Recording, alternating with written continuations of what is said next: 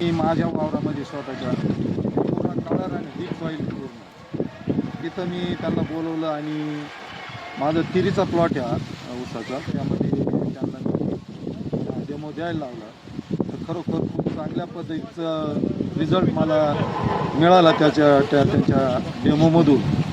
आणि ही संपूर्ण शेती करीत असताना जर आम्ही आता साधारणतः लेबरचा जर हिशोब जर पाहिला बाय माणसांचा साधारणतः 3-3.5 हजार रुपये एकरापर्यंत जवळपास 4,000 रुपये एकर बाया खुरपणीला मागतात.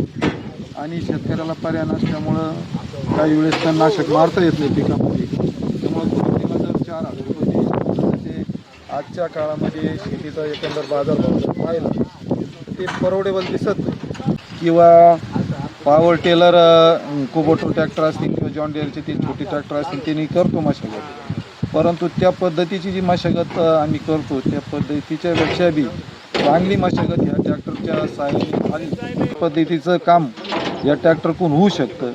मला खूप आवडलं. माझ्या शेतीमध्ये जे काम केलं आता त्यांनी थोडासा डेमो दिला देईन की बा खुरपणी जर करायची ठरली तर आपल्याला साधारणतः 3,500-4,500 रुपये लागतात एकरी.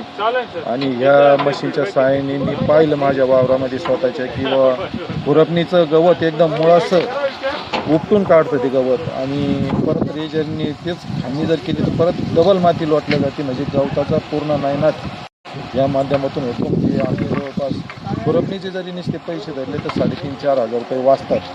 निश्चित या माध्यमातून शेतकऱ्यांना हे परवडेबल राहील. कारण